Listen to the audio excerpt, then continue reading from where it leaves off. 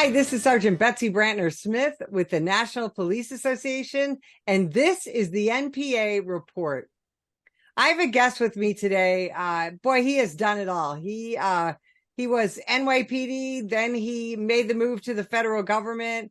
He's a trainer, he's an author, he's a speaker, and he's got a really interesting story to tell. And so I thought that you needed to meet him. Pete Forcelli, welcome to the show. Pleasure to be here. Thanks for having me. Hey, so first and foremost, tell us about your police career, because it's pretty extraordinary. Yeah, it was a good run. I started back in 1987 in January. I took the test actually in 10th grade to become a New York City police officer. But at age 20, January 1987, I got sworn in to the New York City Housing Authority Police Department. Back in those days, there were three departments: the Housing Authority Police, the Transit Authority Police, and the NYPD. So they all came off the same test. So in my heart, I wanted to be an NYPD cop. I was a little disappointed when I got the housing job, but it turned out to be a blessing. I mean, what a small department. Everybody knew each other. It was like a family. So started walking a beat back in those days. When I graduated the academy, you had to earn a place in a car, in a sector car.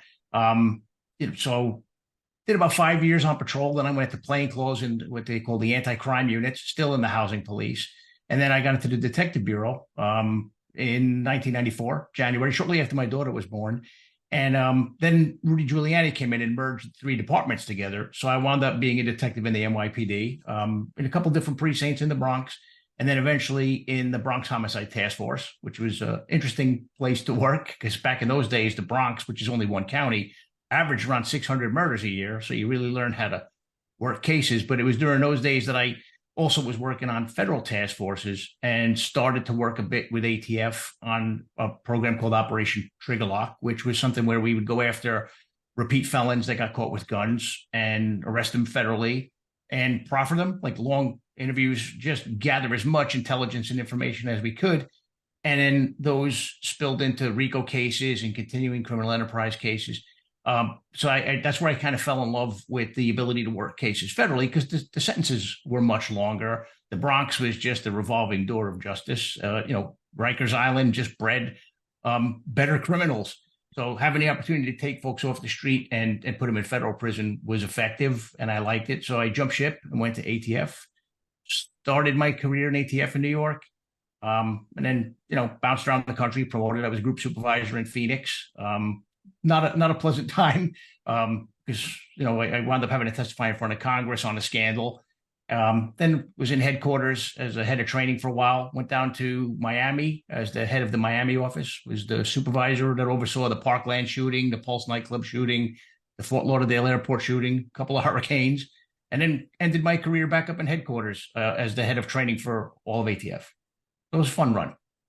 Yeah, it sounds like an extraordinary career, and you were involved in so many high-profile cases, and one of them is the infamous Fast and Furious case. Yes, correct. I was not involved in the case, but I was in Phoenix and a witness to a lot of the things that unfolded that led to Operation Fast and Furious happening. So can you explain exactly what that was? A lot of people hear about that. It's very near and dear to those of us that are here in Southern Arizona. But explain to everybody else what that was. Yeah, Operation Fast and Furious was an investigation that was started in late 2009, 2010. A group was formed that was tasked with investigating Mexico-bound firearms trafficking cases. Prior to that, and from 2007 to 2010, my group handled those sorts of investigations. The weird thing about Fast and Furious was that guns were allowed to ride off into the sunset, for lack of a better term, with the agency knowing that those guns were heading into Mexico to arm the cartels. But what most folks don't know is that in the years prior to that, we were seizing tons of guns. I mean, one year we seized over 2,000 firearms that were not going into the hands of legitimate gun owners, but they were going to be trafficked to the cartels. And the problem that we had was we couldn't get the United States Attorney's Office to prosecute 90% of those cases. So, I argued that contributed and does not justify why Fast and Furious happened, but that contributed to it. Now, the ironic thing is the same prosecutor who declined most of these cases, often because in his mind, once the gun went to Mexico, the body of the crime was in Mexico, which is um, a ruling that was not upheld by any other U.S. attorney's office in the country. But for years, when we would make those cases, if the gun went to Mexico, we could not, because we were looking at these historic business records and whatnot often. So, but anyway, 90% of those cases were declined. Well, all of a sudden, the strategy became to let the guns go to Mexico. So it made no sense. But those decisions in the previous 3 years let a lot of firearms traffickers off the hook. And, I just had a problem with that philosophically because those guns could potentially be pointed at some cop or some kid. It was unconscionable. So, I mean, luckily we were able to take some of those cases to the county prosecutor's office in the various counties of Arizona, we even had to build a relationship with the state attorney general's office, which didn't prosecute gun crimes. But when they heard what was going on, they were so appalled that they started to do it. But ironically, the U.S. attorney's office, whose job it was to enforce the federal firearms laws, turned a blind eye to it. Can you explain to folks the difference between a county prosecutor, a state attorney general, and then the federal prosecutor? Because aren't we all supposed to be on the same team? You would think. And look, in New York, where I had done hundreds of gun cases, they were, but obviously county prosecutors can prosecute violations of state laws. So can the state prosecutors. But they can't prosecute violations of federal law unless they're deputized by the U.S. Attorney's Office. That's rare, and we didn't have anybody with that distinction in Arizona.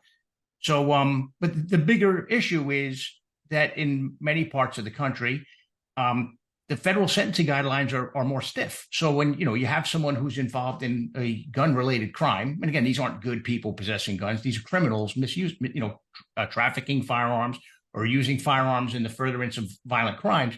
They would do a lot more time in federal prison. And the other thing is they're taken out of the community because, I mean, look, folks in law enforcement know this. Some people go into prison and get turned into better criminals because they build a network of other criminals. They have contacts, just like any of the businesses, like networking. So like New York City, for example, criminals came and went out of Rikers Island, and they just came out often more violent than when they went in. So when you took these people and sent them to another state to sit in a federal prison, then that disrupts that cycle, So, but it was very disheartening coming from New York, seeing the U.S. Attorney's Office was very aggressive in going after violent criminals, to going out to Arizona and just seeing how lackadaisical that office was, for years. And again, so many criminals got a pass because of that office's policies. Did you have a theory back then on why this was happening? Why the U.S. attorney seemed to be uninterested in Phoenix?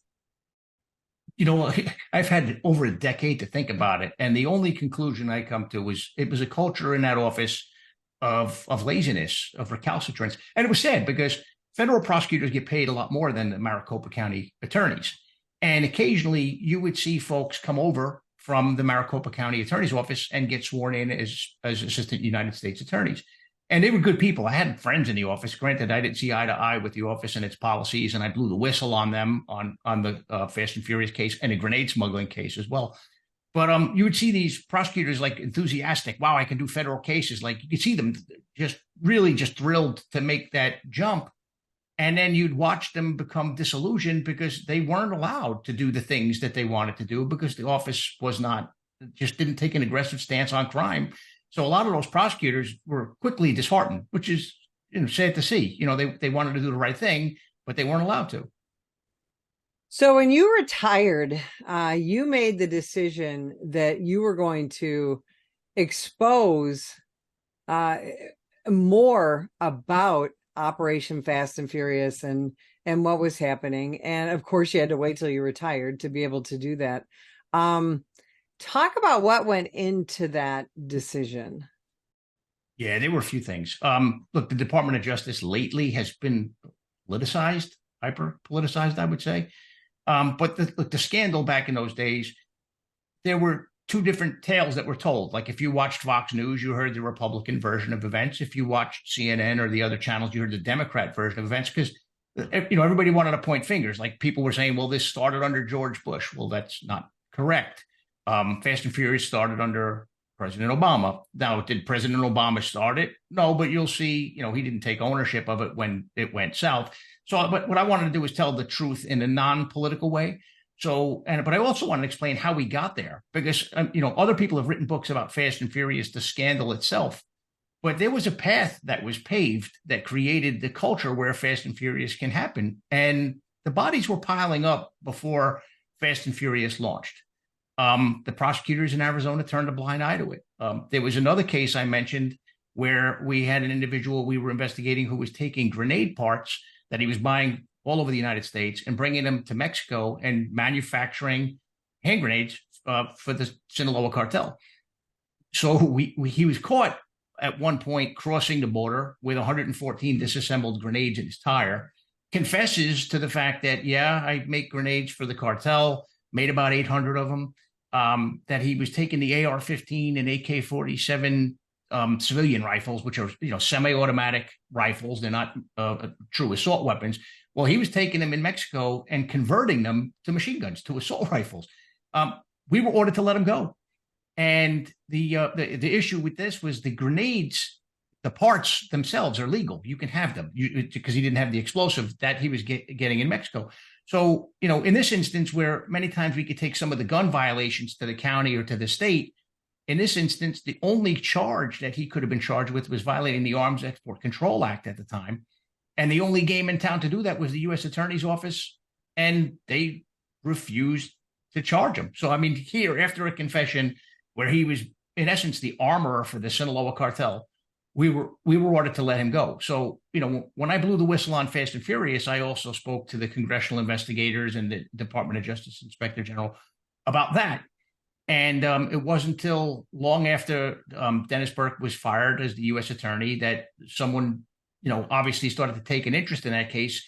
And luckily, we were able to get the Mexican government involved. We were cooperating with them the whole time. And finally, that guy was taken into custody. But for over a year, he was allowed to continue to make hand grenades because the U.S. Attorney's Office wouldn't do their job.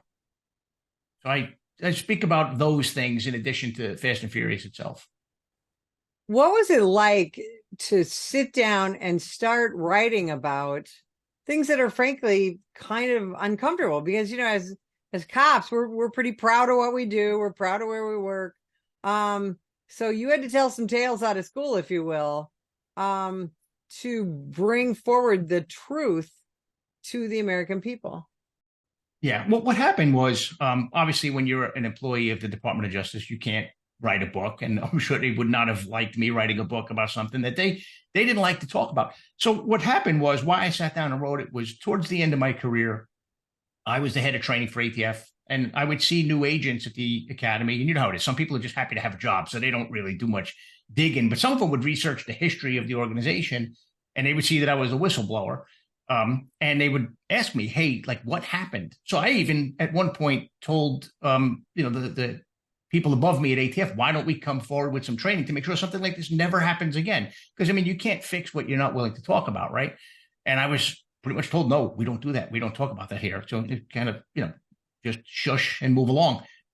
So it bothered me to see that so many ATF agents that didn't work in Phoenix during that time, because look, not everybody in Phoenix knew what was going on in that group. They didn't sit with us. They were in a different building. We found out later, I didn't know that they were walking guns till over 1,000 guns had crossed the border. But I wanted our agents to know what really happened there. It's sad to see folks that want to be ATF agents. They want to come out and do a good job and have an impact on violent crime, who weren't aware of what happened. And when you read the book, you'll see what happened was an abandonment of basic police tactics and principles. So telling the story also will hopefully make sure it never happens again. Policing, of course, now in 2023 has become so extraordinarily politicized. But how did that whole situation become such a political hot potato? I think, well, obviously the first whistleblower in the case was John Dodson. He went forward, and there was even talk, which is one of the reasons I came forward, that they were thinking of indicting John Dodson. And I was like, wait, all these firearms traffickers got to pass, and you're thinking of indicting a federal agent that blew the whistle on this program. I mean, to me, that was absolutely distasteful, appalling. I mean, I don't even know, what are the words to describe it. But the scandal really took off because Brian Terry, a hero, a Border Patrol agent, was killed with a gun that was trafficked by the same individuals who were involved in Operation Fast and Furious. And, look, they definitely needed to have some accountability. One of the straw purchasers in Fast and Furious, because again, I mentioned how the U.S. Attorney's Office kicked the can and they didn't want to. One straw purchaser in that case bought well over 600 firearms before they decided he was worth indicting. And like I said, he wasn't buying firearms for people who were going hunting to shoot javelina. He was buying firearms that they knew were being smuggled to murderers, to the cartels who were having gun battles with other cartels. They were having gun battles with Mexican police, with Mexican military components. So when Brian Terry died, obviously it became political, and justifiably so. The murder of a Border Patrol agent is horrific. But the carelessness that led to it on the part of the ATF folks, because look, even though the U.S. Attorney's Office would not prosecute those cases, when my group was doing those cases, we would do the interdictions and we would take those cases to the state or to the county. The idea of letting those guns ride off into the sunset, knowing who they were heading to, is unconscionable. So, I mean, that's why, like I said, if during that period, if you watched the news, you heard one side story or the other. There was a lot of finger pointing going on. Well, this is peeling back the layer of the onion so that folks could see how we got there without the political finger pointing. Have you been in touch with Brian Terry's family in this whole process? Yes, I have had contact with them, mostly through social media. I did meet, I was at the first hearing that was televised. It's still on YouTube. It's January 15th of 2011. I actually testified at the same table as Brian Terry's mother. And the sad part is, look, wonderful family. His cousin, who was there with us, was a Secret Service executive. They never were told the real story either. You know what I mean? And that's, to me, just it's so unfair. That here she lost her son, who was valiantly serving, killed in the line of duty, and she was never given the answers that she deserved. And, so the family, obviously, wonderful people. I've had some contact with them. I'm hoping that reading the book brings them some peace as well, and the book is actually dedicated to Brian Terry and to Jaime Avila, the ICE agent, or HSI agent rather, who was killed in Mexico during a cartel ambush. If there are any heroes in this tale, it's those two men. Fast forward now from this to 2023. What's your thoughts on the border now today? It's terrifying. Well, fentanyl wasn't a thing back when I worked down here. Now, look, you have over 100,000 Americans who have died as a result of fentanyl poisoning. We know that the precursors are coming from China, and China has a 100-year plan to surpass the United States as the world superpower. I think they're working with the cartels, and cartels are in it for the money, obviously, to reach that goal. Don't forget, the Chinese, the Brits conquered them through the opium. I mean, basically got them all addicted to opium. So they've learned from their past. We should learn from ours. That's why I wrote the book. But the other thing is some of the cartels that have grown, like the CJNG down in Jalisco, they were in their infancy back when I was working the border. So, I mean, we heard of them. Now they're patrolling large swaths of Mexico in marked, armored vehicles in uniform. I mean, some of the stuff going on is truly mind-boggling. And the fact that we have such a porous border, and then you have this stuff going on in the Middle East and Middle Eastern men crossing, it really makes you wonder what our leaders are thinking, why they don't secure the border and enforce the nation's immigration laws. For our safety. I mean, I'm a survivor of the attacks on September 11th, wound up getting lung cancer, as a result of being on the pile. That took only 19 men to do, right? And we don't know how many dozens or hundreds of men with that same mindset have come across our border. We have no idea. explain to people the vicious nature of the Mexican drug cartels. Well, I've seen images, because when I was working in Phoenix, I used to get the bulletins, National Drug Intelligence Center bulletins. I've seen images of bodies hung in public showers, skinned, presumably skinned alive, you would think. I've seen beheaded bodies. I've seen people hung from bridges to send a message to politicians, to law enforcement. I mean, they're using the same tactics that terrorists use in the Middle East, but for some reason, our elected leaders don't want to offend our neighbor to the south, so we don't use that harsh language that we should use. But I mean, look, the fact that they've slaughtered over 100,000 Americans through poisoning things like pills and opiates is terrifying enough. I mean, that's more than we lost in several wars. I mean, some kid thinks he's taking a Valium because he's nervous, about getting on a plane and never wakes up. That's tragic. It's terrifying. And just the lack of initiative by our elected leaders is just, it blows my mind. Yeah, it is. It's absolutely extraordinary. Pete, this is going to be an amazing book. I know it comes out in March. Tell folks where they can find you, where they can find the book, how they can pre-order it. Sure. Well, it's available for pre-order on Amazon. It's called The Deadly Path: How Operation Fast and Furious and Bad Lawyers Armed Mexican Cartels. It's also available through Target and Barnes & Noble. And then as far as contacting me, I'm on LinkedIn, Peter J. Forcelli. So yeah, occasionally folks will reach out and ask me to give a presentation on Fast and Furious or 9/11. Always happy to do it for the right organization or for a good cause. Because look, 35 years in the profession, it's still nice to give back. And, in some ways I look at it as paying back the old folks back when I started with white hair that took me under their wing and taught me the job. I feel like I have a duty to pass that knowledge on to the next generation. Now we're the old folks with the white hair, right? Well, no, my hair, some of it quit. I fired the rest. I'll tell you, Pete, this has been such a fascinating conversation, and we so appreciate you being with us. And if you would like more information about the National Police Association, visit us at nationalpolice.org. Ma'am, put the gun down! Put the gun down! Last year, law enforcement officers were involved in hundreds of thousands of use of force incidents. A use of force incident is when an officer must use nonverbal tactics to gain control of a dangerous situation. Put the knife on the ground. In many cases, officers have no choice but to use force when a suspect doesn't comply with a lawful order. Use of force is always ugly. No one likes it, especially police officers. Together, we can help de-escalate these dangerous encounters. Help police officers by complying with their lawful orders. Don't attack, attempt to disarm, or flee from an officer. Use of force is an officer's last option. Most incidents can be avoided by not resisting arrest. If you feel you've been wrongfully detained by a police officer, then seek a legal solution after the encounter has been resolved. Let's keep everyone safe. Comply now and complain later.